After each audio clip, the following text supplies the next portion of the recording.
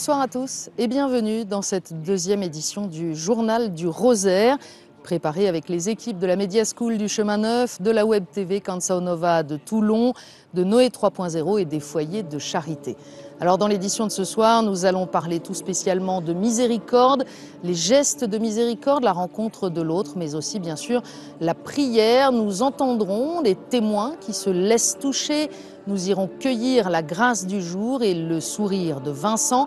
Et puis à la fin de cette édition, nous parlerons de la technologie. Est-ce qu'elle va sauver le monde? C'est la question que nous poserons au dominicain du jour, le frère Éric Salobir. Bien sûr, on se quittera avec le dessin de l'ami Luc Tesson. Mais pour commencer ce journal, je vous propose de découvrir précisément ces gestes de miséricorde proposés aux pèlerins en cette année jubilaire.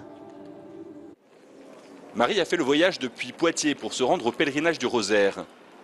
Et ce matin, elle tient à participer à une cure de pardon dans la crypte de la basilique. 20 minutes de silence pour demander à Dieu sa miséricorde. J'ai demandé le pardon d'une personne qui a fait beaucoup de mal à mon mari, donc j'ai beaucoup de mal à lui pardonner. J'ai demandé à être pardonnée et que lui soit pardonné aussi. À la crypte, là, on ressent une paix, donc je l'ai ressenti en demandant ce pardon.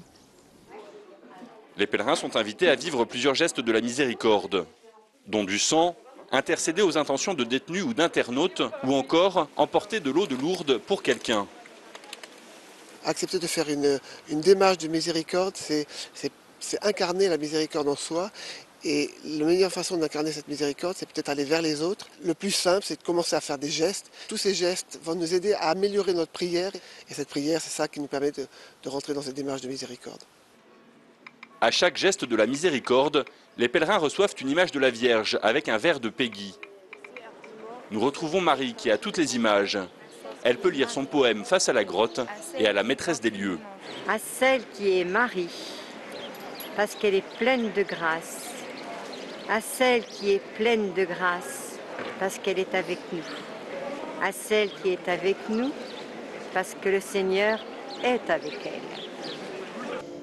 Ah, le Seigneur est avec elle. Avoir le Seigneur avec soi, c'est la quête spirituelle de beaucoup de nos contemporains.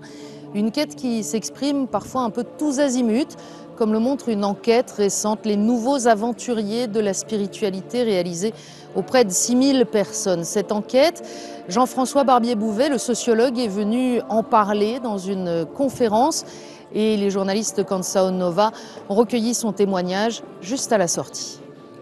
C'est la première fois que je viens à Lourdes. Je n'étais même pas venu comme touriste. Là, je suis dans le cadre de ce pèlerinage de ce rosaire. Et en fait, je suis venu parce qu'on m'a demandé de faire une conférence. Voilà. Et je n'avais pas pensé tout seul. Et me retrouvant ici, je suis pris par l'atmosphère, qui est une atmosphère de foi, qui dépasse à la limite ma propre foi. Moi, je suis plutôt dans l'espérance que dans la foi. Et par cette atmosphère je dirais, de souffrance partagée ou de désir d'aller bien. Et ça, pour des raisons personnelles, il se trouve que ma fille, qui a 40 ans, a un vrai souci de santé et commence une chimiothérapie en ce moment, à l'heure où je vous parle, pour la première fois. Voilà. Voilà, c'est aussi ça, la grâce de Lourdes, cette communion des uns et des autres, cette manière de porter ensemble aussi des souffrances. La grâce du jour, c'est ce que vont cueillir pour nous les jeunes de la Media School du Chemin Neuf. Et aujourd'hui, ils ont voulu interroger les uns et les autres tout spécialement sur la miséricorde. La miséricorde, c'est vraiment participer avec mes aînés ou avec mes camarades, d'aider les personnes âgées pour leur déplacer, leur rendre service. Franchement, c'est quelque chose qui me touche et vraiment, j'en suis fier de le faire. La miséricorde, pour moi, c'est vraiment partager, porter la peine de mon proche, de la personne que je vais rencontrer dans la journée, et les partager avec elle. Hier soir, nous avons vécu un moment très fort qui était la présentation du Saint-Sacrement dans toutes les chambres. Et nous sommes, avec les malades, je crois que le Christ était vraiment très proche de nous. Je crois que beaucoup de choses ici touchent le cœur. Il faut laisser aller ce cœur. Il y a l'Esprit Saint nous guide. Et moi, personnellement, je m'abandonne un peu. Voilà, je m'abandonne même beaucoup, j'essaie. Je crois que c'est le seul chemin à faire. Le soir, on est tellement heureux de voir des gens heureux ou qui retrouvent le bonheur qu'on ne peut pas dormir. Parce qu'une personne qui arrivait avait beaucoup de soucis repart heureuse d'avoir été pardonnée. Pour moi, la miséricorde, ça donne chaud au cœur. Ça me donne énormément de plaisir une fois que j'ai pardonné. Et je préfère partager une fois que j'ai pardonné. Et j'arrive mieux à partager, j'arrive mieux à parler de ce que je vis et de ce que j'aime. Et la miséricorde, c'est très important pour moi parce qu'on arrive à voir l'autre et à pouvoir rediscuter avec l'autre une fois qu'on a pardonné. La miséricorde a ceci de particulier qu'elle est un don à recevoir et à partager immédiatement. La miséricorde vient toucher notre cœur pour nous rendre sensibles à la peine des autres. Je peux déposer le fardeau que je porte, parfois lourd, depuis longtemps, et ainsi être en mesure de porter celui des autres. Profondément, ici, à Lourdes, la miséricorde vient nous réconcilier avec la pauvreté. Notre propre pauvreté et aussi celle des autres, de ceux qui nous entourent, en particulier dans nos familles. L'expérience de la miséricorde, ça passe par les gestes et par la prière. Alors c'est le moment pour nous de retrouver Vincent, notre collégien de Rennes, qui s'est dirigé vers la ciergerie. Du coup, là, je vais brûler un cierge.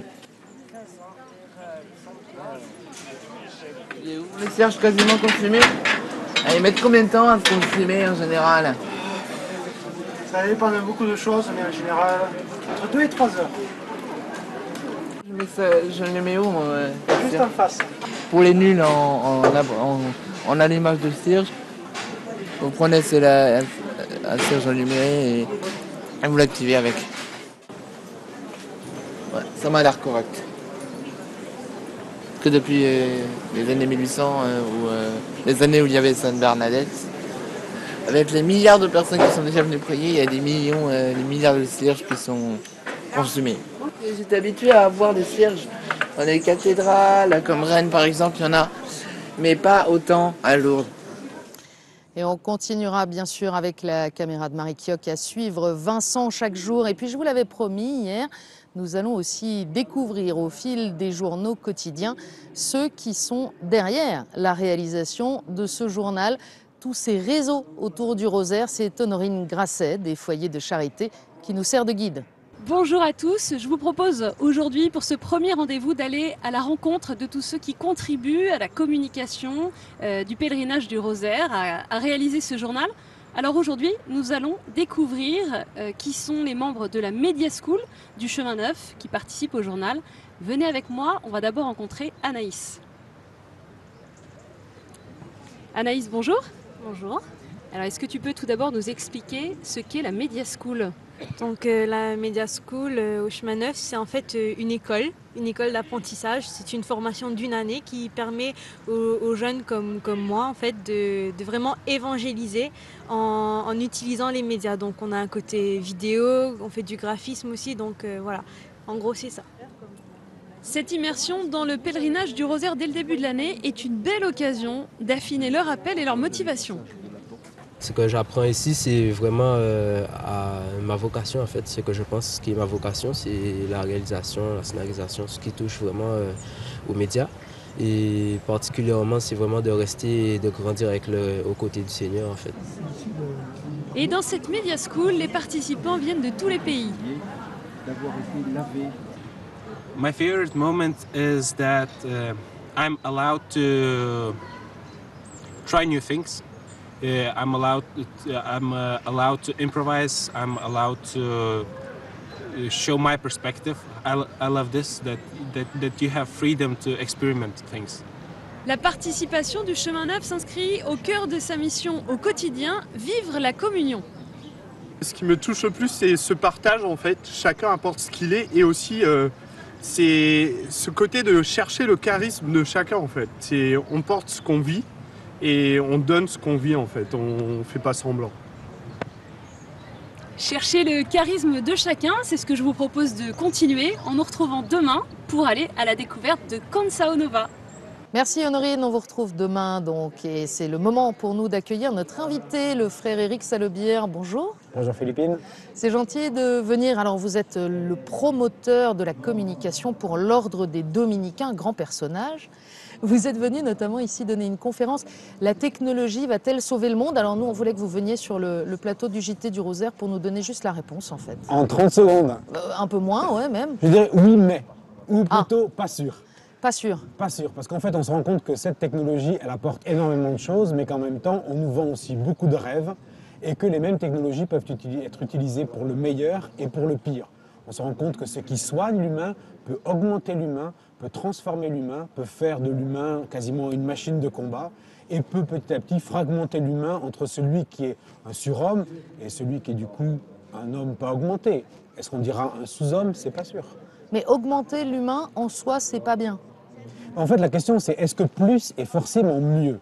C'est-à-dire, est-ce que voir plus loin, vivre plus longtemps, est-ce que tout ça est forcément mieux, avoir une meilleure mémoire? C'est pas si évident que ça. On se rend compte que souvent, parce que ces technologies-là sont possibles, on les met en place et ensuite seulement, on se pose la question des conséquences. Pour moi, il y a un peu un renversement. Il faudrait commencer par se poser les conséquences anthropologiques, commencer à les regarder de près et là, se dire, ben voilà, ça, on peut le mettre en œuvre, ça, il faut faire plus attention. D'autres pourraient dire aussi que c'est un peu un truc de catho systématique à travers l'histoire, d'être d'abord très résistant à la nouveauté ou au progrès. Alors, si c'est le cas, je ne dois pas être très catholique, parce que moi, je ne suis pas du tout résistant au progrès. Moi, je suis hyper technophile. Simplement, je me rends compte aussi qu'il faut accompagner ce mouvement. Et en fait, effectivement, je pense que les cathos, on est un peu, c'est ce que j'appelle le syndrome Titanic. C'est-à-dire que tant qu'on n'a pas tapé dans l'iceberg, on a l'impression qu'il ne se passe rien. Et puis tout d'un coup, on se met en mode panique en disant il se passe quelque chose, le transhumanisme, c'est mal. Je pense que d'abord, transhumanisme en soi, ça ne veut rien dire, c'est beaucoup trop large.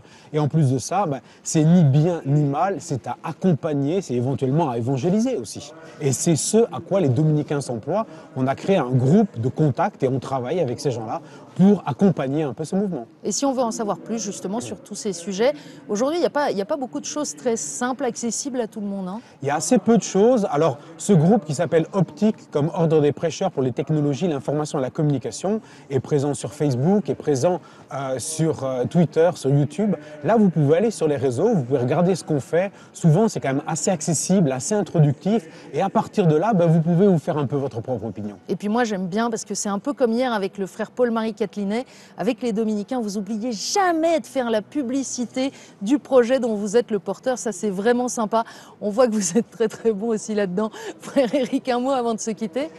Vous êtes là avec vos frères pour le Pélé du Rosaire. Vous venez souvent. Ça fait quelle expérience cette fois-ci là Moi, ça fait quelque temps que je n'étais pas revenu et c'est une grande joie de revenir. Pour nous, c'est à la fois une grande fête de famille et puis c'est une fête de famille qui inclut la Vierge Marie. Parce que la Vierge Marie fait partie de la famille. Et ça, c'est vraiment très beau de revenir dans un lieu où cette réalité-là, on peut la vivre pleinement. Merci frère Éric Salobière d'avoir été, toute révérence gardée, notre domino du jour. On se retrouve bien sûr demain pour un nouveau JT. On se quitte comme chaque soir avec le dessin de l'ami Luc Tesson. Bonsoir.